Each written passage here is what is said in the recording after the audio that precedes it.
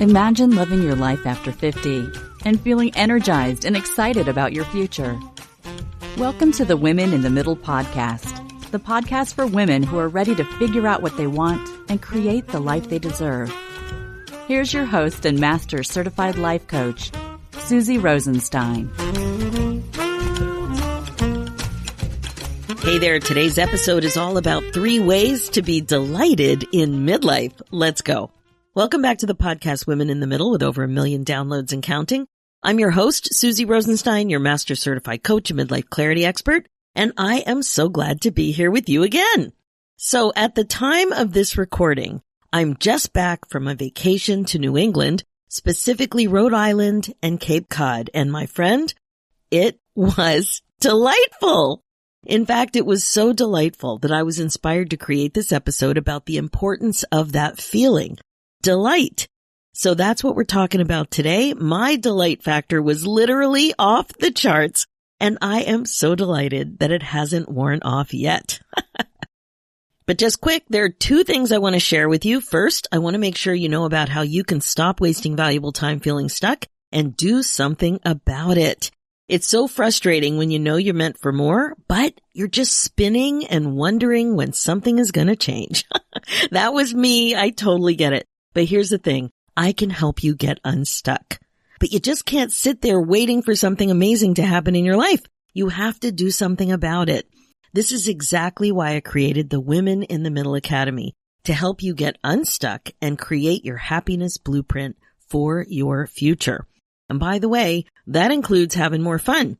So if you're ready to change your life and learn the skills to unstick yourself with some masterful coaching, a top-notch curriculum, an infusion of creativity, and a warm and fun and awesome community of like-minded women, let's talk about it. I would love to be able to help you get unstuck and be happier than ever before. Go ahead and book your momentum call at www.womeninthemiddleacademy.com and we will chat. And one more update, if you haven't checked out my new podcast yet, Women in the Middle Entrepreneurs, please do. We are having a lot of fun over there and sharing a ton of good stuff about the reality of running a business when you are a woman over 50. I would greatly appreciate your support too if you could share it with your friends and colleagues that you know would enjoy it. It's on iTunes and all the podcast places, including Spotify and your favorite podcast apps. It's also on my website at susierosenstein.com under the podcast tab. All right, now let's dive into today's topic, which is about 3 ways to be delighted in midlife. So ask yourself, how familiar are you with being delighted? Do you know what delights you? Do you notice when you feel delighted? Do you allow yourself to create more delight in your life? This whole topic reminds me of common regrets that people tend to talk about having later in life. And one big one is allowing more happiness in your life on purpose. Like, did you allow yourself to be happy, or did you always take the safe route? For example, did you let fear get in the way of you doing things that would make you truly happy or happier? So a lot of people have this kind of regret. So that's why making happiness more intentional is a common thing that we talk about in my coaching practice, on this podcast, in the Women in the Middle Academy. And my friend, delight is part of this solution. But I heard this interview with this guy about his book called A Book of Delight. So it was new a couple of years ago. The author's name is Ross Gay, and I'll put the link in the show notes if you're interested. So I was delighted that he took the time to write about delight. I was fascinated. One of the delights he wrote about was his airplane ritual. I thought it would be fun to kick this episode off by sharing some of my delights and then talk about how you can be delighted more these days too, especially in midlife. And I hope you find all of this really inspiring. A lot of times you can figure out, your reaction if you agree or disagree, or you can relate because of something I'm saying or something that you're going to respond to. So that's why I thought it might be fun to go through some of the things that delight me too. So here we go. I hope you find it inspiring. And here they are in no particular order. Okay, delight number 1, my airplane ritual. I don't know when this started, but I think it's been more than 10 years, probably 15. There were 3 parts to it. Now there are only 2. But first, here's how it goes. When I get dressed in the morning of my flight, I wear my whale tail necklace. Then I put on my flying uniform, which consists of a royal blue short sleeve gauze tunic and yoga pants. Once I'm seated on the plane, I watch episodes of Curb Your Enthusiasm, and boom, I arrive safely. Now, currently, I don't watch the Curb episodes because when I upgraded my iPad a couple of years ago, they all disappeared, and I haven't figured out how to get them back. But there you have it. I get great comfort and delight knowing that I'm doing my quirky little thing, and it makes me feel good. I'm delighted that I can count on it, and it just, I don't know, it's delightful. Number 2, cilantro. I know it's not for everyone, but I love cilantro. When I sit down for a meal and I taste it, it just makes me so happy. I absolutely feel delighted. Number 3, bird bath. I have a solar-powered fountain in my bird bath, and the whole setup brings me so much joy. I love that I'm delighting the birds as they are delighting me. Number 4, poking around places selling funky jewelry. It could be outside or inside, newly made or vintage. It doesn't matter. I'm just so appreciative of the creativity, and I really love the hunt. It's absolutely delightful. Number 5, talking to artists about their work and journey. I've always loved doing this, and now with this podcast, I am justified. I love their stories, 100% delighted. Number 6, favorite foods. Let's talk about mustard and avocado. Not together. With mustard, especially Dijon. It is such a great condiment and can add so much flavor. Living in Canada, I find mustard is not used as much as it was when I grew up in the States, like not on cheese. I grew up having mustard on cheese all the time. But in my house, we have a healthy selection of mustards to choose from. So yummy. And avocado, I don't think I've ever eaten an avocado where I didn't say, this is so good. I just love them. There are other food items, but these two bring on serious delight for me. Number 7, buying a product that works. You know, when you get all excited about a new product or a potion or a skin cream or something, you order it or you go to the store and buy it and it doesn't work. That is such a bummer. But the opposite is pure delight. So the other day, while I was on vacation, I woke up with a huge under eye bag, like a 3-dimensional one that had me concerned. Like I didn't want to go out looking like that. And I grabbed an under eye patch at the store. I wanted to go out and see if I could get a product to help fix it. So I got one of those under eye patch thingies that you stick on, and it had hyaluronic acid and collagen in the package that I picked. There were several to choose from, and I had never used it before. So I don't know. I was hopeful. So, where I was going, I wasn't driving. I was a passenger. There was a 30-minute car ride, and the directions on the box said 25 minutes. Maybe it was 20. I don't remember. Anyway, I actually wore the patches in the car and took them off right before we got where we were going. And what do you know? The eye bag was gone.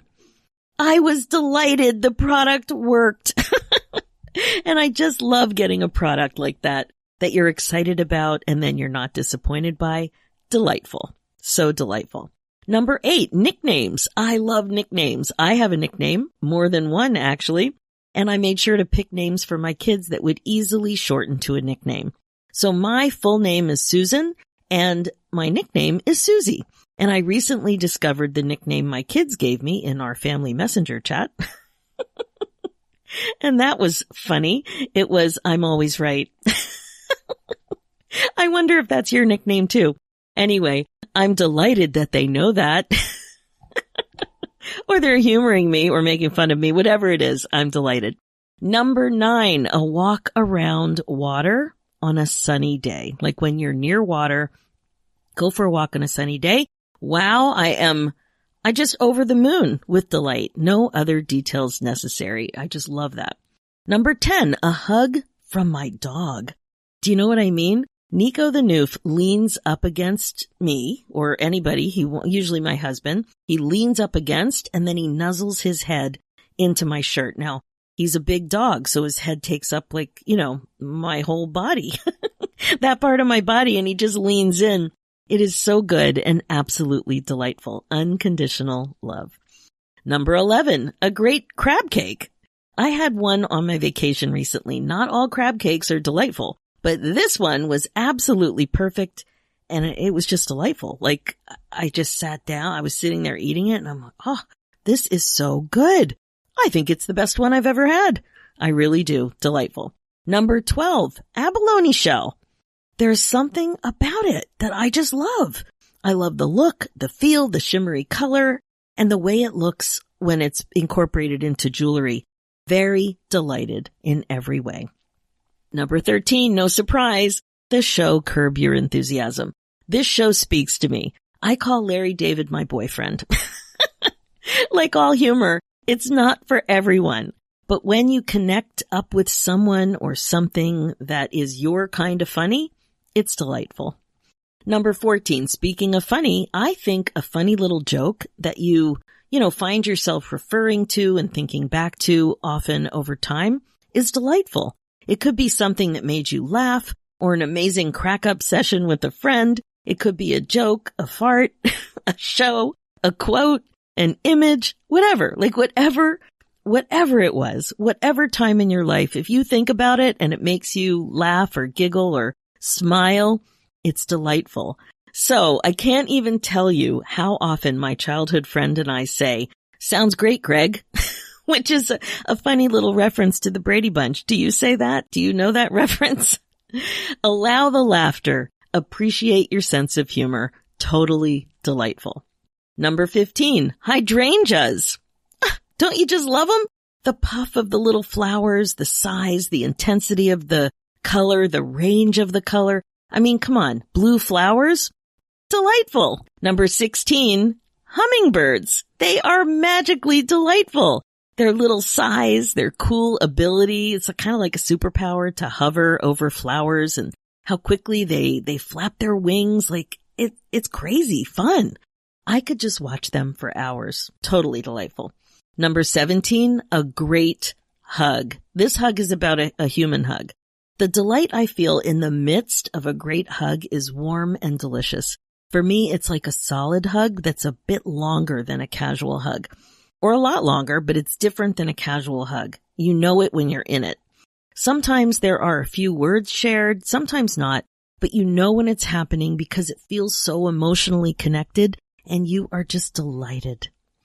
Number 18, mindful doodling. I have loved calligraphy and doodling since I was a kid. Inks, pens, cool papers, it all makes me giddy. And when I discovered the Zentangle method, it was like my worlds collided. Zentangle is mindful and zen. You kind of get into a state of flow like happens with many art practices. It's doodling amplified because it propels doodling to a new level with its repeated structured patterns, and it puts it all into an accessible art form. I love it so much that I became a certified Zentangle teacher, and I teach classes in the Women in the Middle Academy. Just delightful. I also do it when I'm on the phone with the bank. It's always here on my desk. Number 19, a good cup of coffee when you're not in a rush. Think about it. Your favorite coffee in your favorite mug. You make it just the way you like it, or you go buy one just the way you like it. And then you take time to slow down.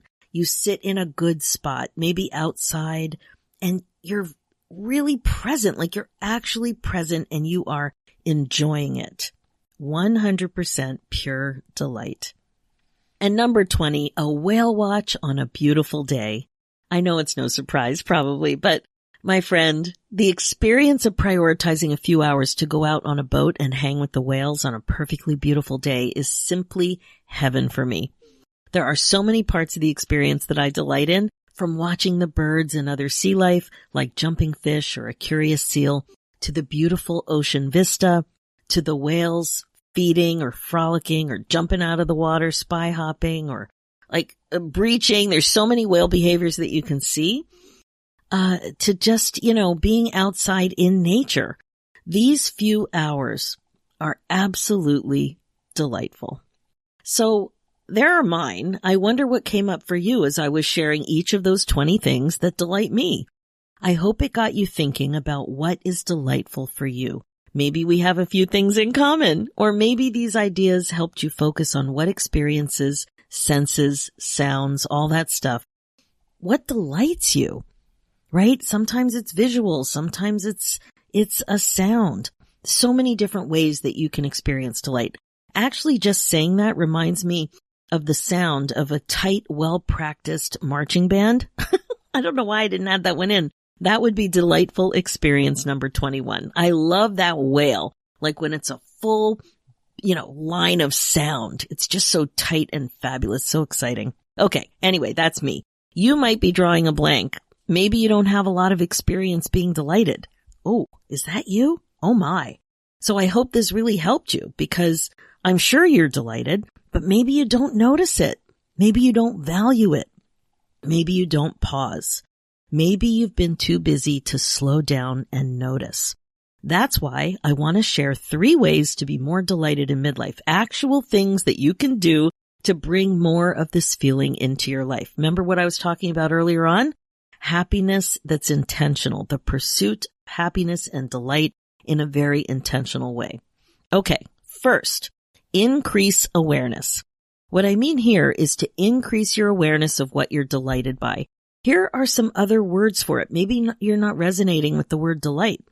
So, very pleased, glad, happy, joyful, thrilled, on cloud 9, over the moon, ecstatic, euphoric, elated, blissful, in 7th heaven, beside yourself, tickled pink, pleased as punch, on top of the world, enchanted, and gleeful. Just to name a few. There are more, but maybe that will help you think about what you're delighted by. What is it for you? So ask yourself, do you have enough experiences like this in your life that you think about in a way that creates delight? You have to be aware of bringing these types of things into your life. A lot of times, this stuff doesn't happen by accident, but you deserve it. So let's go to number 2. The second thing is to slow down and think. Now that you're more aware, you need to slow down and think about these things in a way that creates delight. Slowing down is key. Allow yourself to be delighted. Prioritize being delighted. Don't just gloss over whatever it is. For example, with the Dijon mustard, once I'm aware that I love it, I have to remember to buy it. And I might want to try a few and see what's my favorite. And then I have to remember to use it. So if I'm making a turkey sandwich, I need to take the time to make it the way I really like it. With Dijon and a tomato and lettuce and sourdough bread. And then I need to slow down and savor it. Experience it fully. Be present. Notice everything about it. Notice that I love it. That creates delight. So you see, when you're in a rush and you're just doing stuff, sometimes you miss delight, or it's like a few seconds of delight, but it's not a full-blown experience. So you can definitely manage that better. And third, practice gratitude. Practice gratitude about being someone who invites delight into her life. Someone who values mindfulness, even someone who listens to a podcast that helps you amplify your life this way, like this one. All of these things. Be grateful that you're more tuned into your happiness and delight. Be grateful that you have the skills and the commitment to prioritize more happiness and delight in your life. So the 3 ways to be more delighted in midlife are to increase awareness, to slow down and think, and to practice gratitude. There you have it. I would love to hear more about what delights you and how you're going to prioritize it. And if you need help with these ideas and other mindfulness strategies to help you get out of your own way so that you're happier overall, I am your gal. It's way more fun to do this together. Okay, that is it for this episode. Now, as you know, this podcast is all about how to love your life again after 50. It's really all about coaching you to be more intentional and to incorporate mindfulness into your life as a regular practice. This is how you put yourself on your agenda. My focus as your midlife coach is to help you get unstuck, clear, and focused on your current values and priorities so you don't have regrets. I can help you create the confidence, courage, and meaning that you're looking for. I would love to be able to help you get unstuck and happier and more fulfilled than ever before. So go ahead and book your momentum call at www.womeninthemiddleacademy.com and we will chat. You're also invited to purchase my new masterclass, Get Unstuck, Midlife Clarity Fast and Easy, where you can get clear about your next chapter priorities without spin, confusion, and overwhelm in less than an hour. Head over to www.midliferoadmap.com. And finally, for show notes and links, head over to www.susierosenstein.com and click the podcast tab and look for episode 366. You'll also see links there for the new show, Women in the Middle Entrepreneurs. Thanks so much for listening. It's time for you to be delighted one thought at a time. I'm Susie Rosenstein, and I'll talk to you next week.